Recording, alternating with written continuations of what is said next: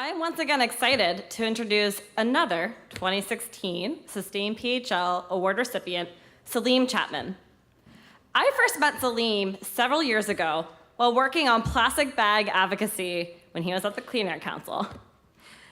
His overall upbeat demeanor, coupled with talent and a drive to create real change, has made Saleem one of our strongest advocates in the sustainability community.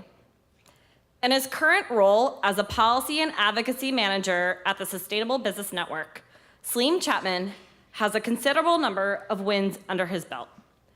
As the brawn behind SBN's sustainable business policy platforms, Saleem has quickly found his place navigating the political landscape and actively mobilizing both policymakers and local businesses. Saleem helped push SBN's 5-tiered Good Economy Challenge platform forward.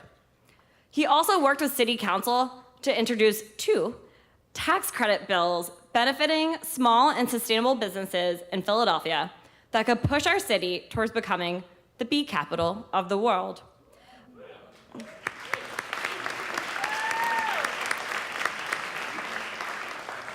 I'm proud to welcome Saleem to the stage.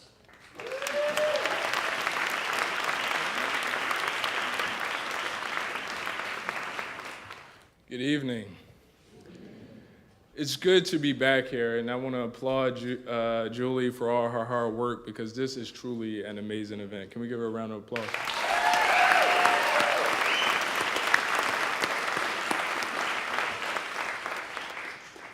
If you was like me, you woke up this morning thinking it was all a dream, thinking that the last year nothing happened, that really we were going to wake up and we were in the exact same room that we were last year.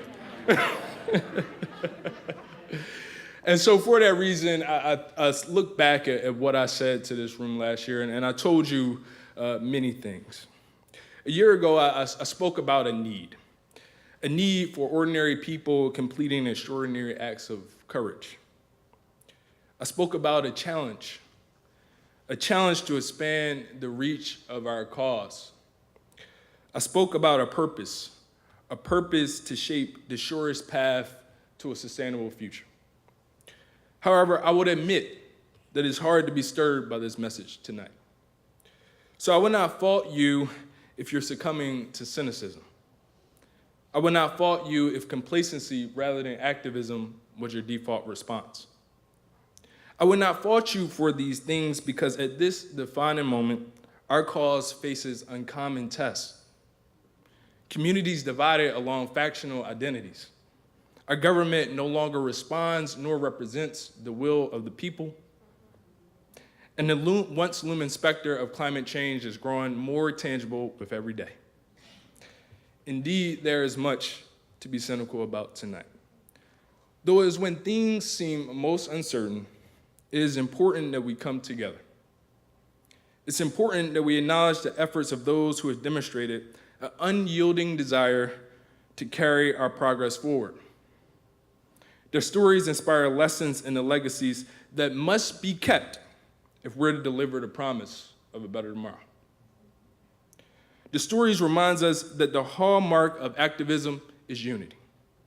We must remember that our social fabric is too interwoven for singular activism, and that selectiveness in the causes that we show up for merely promotes the same divisiveness which we seek to overcome. Their stories reminds us that the price of activism is risk. Changing the status quo demands tactics beyond which is of comfort and convenience. It requires a courage that persists even under the threat of reprisal. Their stories reminds us that the labor of activism is tireless. For even as the internet has emerged as our new public square, organizing remains the product of face-to-face neighborhood communication. So tonight we are all called to be keepers of this legacy. History has commissioned us with this circumstance as our moment, the moment in which we etch our collective vision into this collective work. Now, I cannot tell you the detail you will contribute. That alone is for you to provide. But I am going to ask that when you are called to cast your imprint onto the vast canvas of history, to never forget the power of individual purpose. I ask that you never doubt your capacity to bring about change. For the words of Helen Keller, I am only one, but still I am one. I cannot do everything, but still I can do something. And because I cannot do everything, I will not refuse to do the thing that I can do. And to the nominees.